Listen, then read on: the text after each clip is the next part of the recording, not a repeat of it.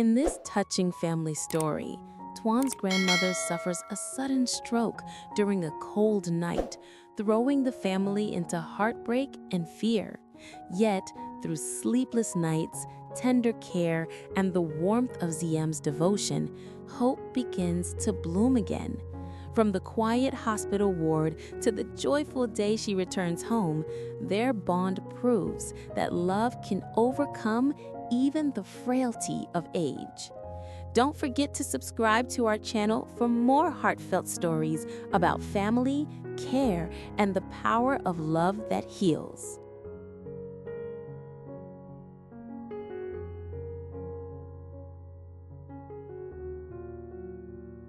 The wind outside howled against the window panes, carrying with it the first chill of an early winter evening.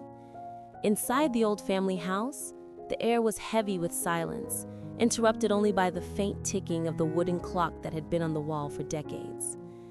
Toan had just returned home from work when he noticed something unusual. The light in his grandmother's room was still on, though she usually went to bed early.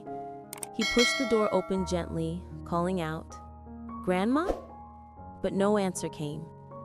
Lying on the floor beside her bed was the fragile figure of his beloved grandmother, her breathing shallow, one hand clutching her chest. Panic shot through his veins. "Grandma, Grandma, can you hear me?" His voice trembled as he rushed to lift her head, calling for help. Within minutes, the entire house was in chaos. Footsteps echoed, a door slammed, the car engine roared to life. The night that began so quietly had turned into one of fear and desperation. At the hospital, the sterile white lights glared down on Toan as he stood helplessly outside the emergency room. He could still feel the faint warmth of his grandmother's hand lingering on his skin. The doctor's words struck him like thunder. "She's had a mild stroke.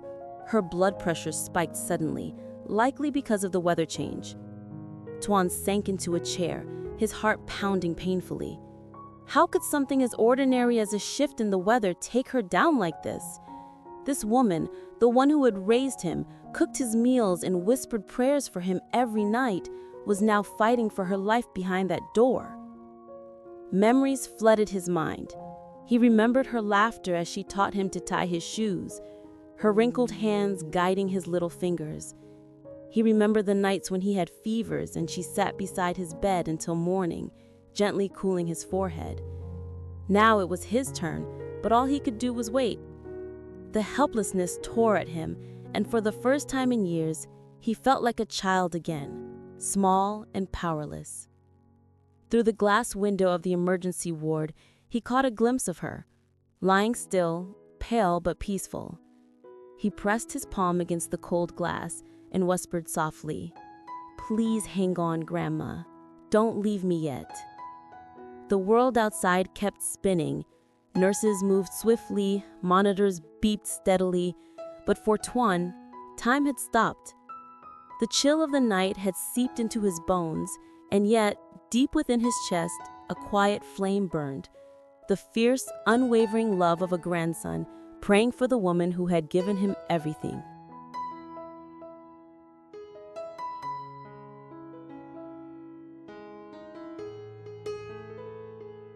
Days passed in a blur of hospital corridors, the steady rhythm of heart monitors, and the faint scent of antiseptic that clung to everything.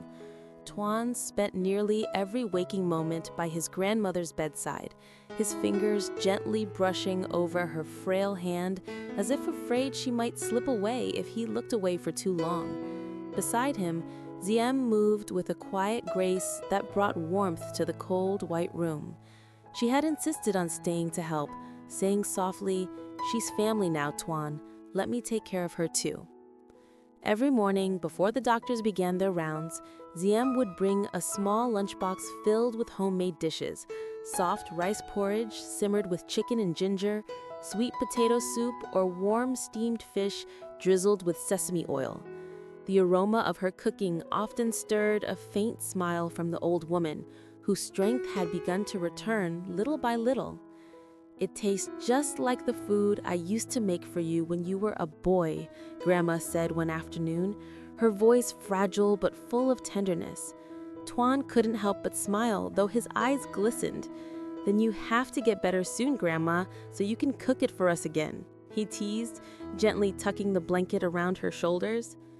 In the quiet hours of the night, when the hospital lights dimmed and the world seemed to fade away, Toan often found himself watching Diem as she sat by his grandmother's side, wiping her forehead or adjusting the IV line. There was something deeply comforting in her presence, steady, calm, and filled with the kind of love that didn't need to be spoken. He realized then that she wasn't just taking care of his grandmother, she was taking care of him too. Her smile, her patience, her soft words to the nurses, they were all small acts that stitched hope into the fabric of those long, uncertain days. One evening, as rain tapped gently against the hospital window, Grandma reached out and took Diem's hand in hers. "You're such a good girl," she whispered, her eyes glistening with tears. Diem laughed softly, trying to hide the emotion in her eyes. Toan stood beside them, feeling something swell inside his chest. Gratitude, love, and the quiet realization that family wasn't just about blood, but about the hearts that chose to stay when things grew dark. And so, between the hum of machines and the scent of ginger soup, hope slowly found its way back into their lives. Grandma's color began to return, her laughter grew stronger, and for the first time since that terrible night, Toan dared to believe she would be all right.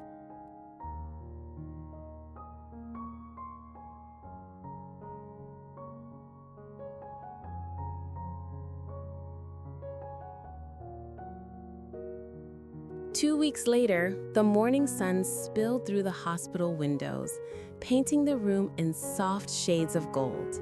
The air felt lighter, fresher, as if the entire world had been holding its breath and was finally allowed to exhale. Toan stood by the window, watching his grandmother slowly pack her things with the help of a nurse. Her cheeks, once pale and sunken, now glowed faintly with color. She moved slowly, but with the quiet dignity of someone who had just conquered something far greater than illness, the fragility of time itself. "Are you ready to go home, Grandma?" Toan asked, his smile wide yet trembling with emotion. She turned to him, eyes filled with warmth. "I've been ready since the day you two started fussing over me," she chuckled, softly glancing affectionately at Diem, who was folding the last of her scarves. "You've both spoiled me more than I deserve."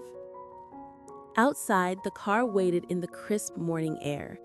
As they helped her into the back seat, the gentle breeze carried with it the scent of blooming frangipani, the same flowers that grew near her old kitchen window. The drive home felt like a quiet celebration. Grandma hummed softly to a tune only she remembered, while Toan held her hand and Diem leaned against his shoulder, her eyes glistening with relief. For the first time in weeks, laughter filled the space between them, light, natural, healing. When they reached home, the front yard glowed under the golden sunlight. The neighbors came by to greet her, bringing baskets of fruit and cheerful wishes. Grandma, still weak but radiant, smiled and said, "It feels good to breathe the air of my own house again."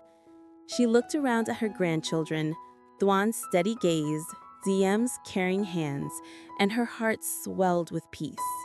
The storm had passed, and love had carried her through it. That evening, as the family gathered for dinner, the table was filled with Diem's cooking, dishes fragrant with warmth and affection. Grandma lifted her bowl of soup, her hand no longer trembling. "To my children, for loving me more than I ever thought I deserved." The clinking of bowls echoed like music in the quiet room.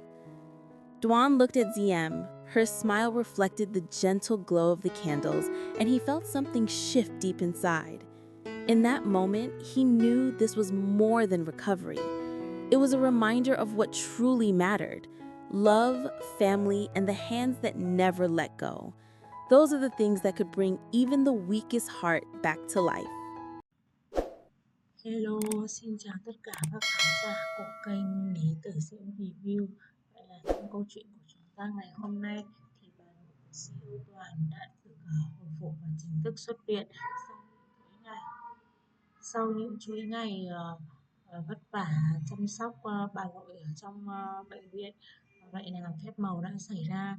Mọi tình tiết hấp dẫn về câu chuyện tình yêu Diễm Toàn sẽ còn được kể ở các câu chuyện tiếp theo. Các bạn hãy bấm vào nút subscribe để đăng ký kênh, nhận được thông báo mới nhất về các tập phim sẽ được phát sóng hàng ngày trên kênh Lý Tử Diễm Review. Xin chân thành cảm ơn các bạn rất nhiều. Xin chào và hẹn gặp lại. Bye bye.